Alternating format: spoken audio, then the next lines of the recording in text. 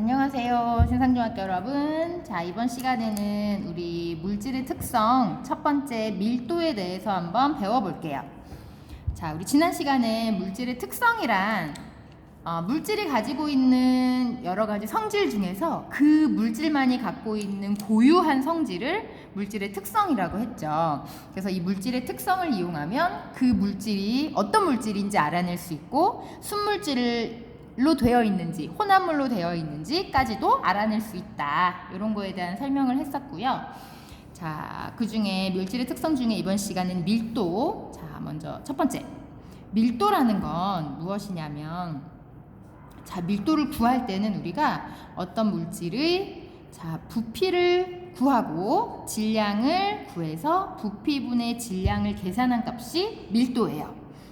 그래서 우리 질량은 보통 단위를 그램, 킬로그램 쓰죠. 그리고 부피는 세제곱 센티미터나 또는 밀리리터, 리터 이런 것들을 부피 단위를 쓰고요.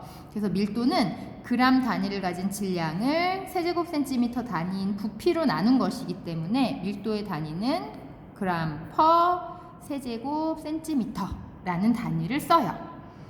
자, 그래서 우리가 가장 기억하고 있어야 될 물질의 밀도값이 하나 있는데, 우리가 물의 밀도는 하나 기억을 해줄게요. 물의 밀도는 1이고요. 자, 1g per 세제곱 센티미터 또는 g per 밀리리터 라고도 말을 해요. 자, 이 밀도가 물질의 특성이 될 수 있는 이유는 뭐냐면요. 이 어떤 물질의 질량이나 부피값은 커지거나 작아질 수 있어요. 같은 물질이어도 양에 따라 질량은 커지고 부피도 마찬가지죠. 양이 많으면 부피가 커지고 양이 적으면 부피가 작아지지만 부피와 질량은 각각은 변하더라도 질량을 부피로 나눈 단위 부피당 그 물질이 갖는 질량값은 그 물질이 변하지 않는 이상 똑같은 값을 가져요. 자, 그래서 이 밀도는 그거 하나 써놓을게요. 양에 관계없이 늘 같은 값을 갖는다. 같은 물질이면. 자, 그래서 밀도값을 우리가 보통 뭐라고도 얘기해 주냐면, 질량을 부피로 나누면 부피가 1일 때의 질량값이랑 같거든요. 그러니까 얘는 밀도값은 곧 부피가 1일 때의 질량값과 똑같아요. 자, 그래서 우리가 뭐 이렇게 물에 통나무 같은 거는 둥둥 떠 있죠. 아무리 무거운 통나무라도 물에 떠 있고 그냥 아주 작은 쇠구슬이라도 물에 가라앉잖아요. 그러면 통나무는 왜 물에 뜨나요? 라고 물었을 때 통나무가 가볍기 때문에 물에 떠요 라고 말하면 틀린 답이 되는 거겠죠. 왜냐하면 통나무는 10kg짜리 통나무도 물에 뜨지만 1kg짜리 쇠구슬은 물에 가라앉잖아요. 자, 그러니까 이때는 항상 같은 부피일 때 나무의 질량이 물보다 작기 때문에 떠요. 이렇게 말을 해줘야 돼요. 그래서 자, 두 번째. 자, 우리가 어떤 물질을, 고체 상태의 물질을 액체에 넣었을 때 뜨느냐 가라앉느냐를 구분짓는 성질이 바로 밀도라서 뜨고 가라앉는 건 이건 밀도에 의해서 결정되는 거예요.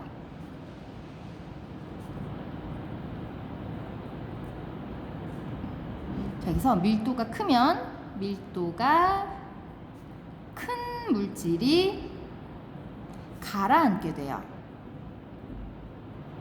자, 그래서 밀도가 크다는 거는, 다시 말하면 밀도가 크다는 건 같은 부피일 때 더 무겁다는 뜻이겠죠. 무겁다는 뜻이에요. 그렇기 때문에 가라앉는 모습을 나타내는 거예요. 자, 마지막 세 번째. 우리가 그렇다면 순물질일 때, 혼합물일 때 밀도값이 어떻게 다른가를 보면, 우리가 순물질의 밀도값은 항상 일정해요. 우리가 물을 예로 들면 물의 밀도값은 1 이렇게 고정된 값을 이야기해 줄 수 있거든요. 에탄올의 밀도값은 얼마, 이렇게 물질마다 고유한 그 밀도값을 가지고 있는데, 얘가 혼합물이 되면 밀도가 일정하지 않고 정해지지 않은 어떤 값을 갖게 돼요. 그래서 물하고 에탄올은 각각의 밀도값이 있지만 물하고 에탄올을 섞어버리면 그 둘의 밀도의 중간 어딘가의 값을 갖게 되는 거예요.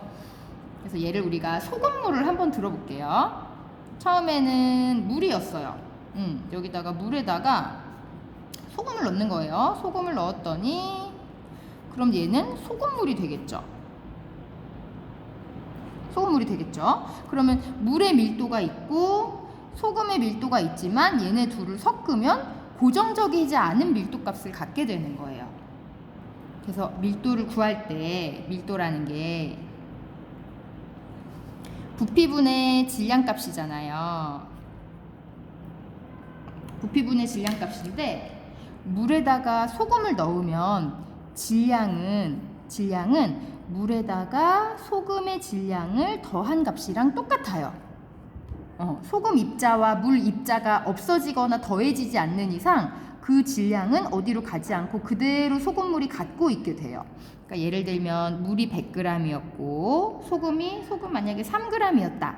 그러면 소금물은 103g이 되는 거예요. 자, 근데 부피는 조금 달라요. 부피는 물의 부피와 소금의 부피를 합한 것보다 얘네들이 섞였을 때 더 줄어들게 돼요.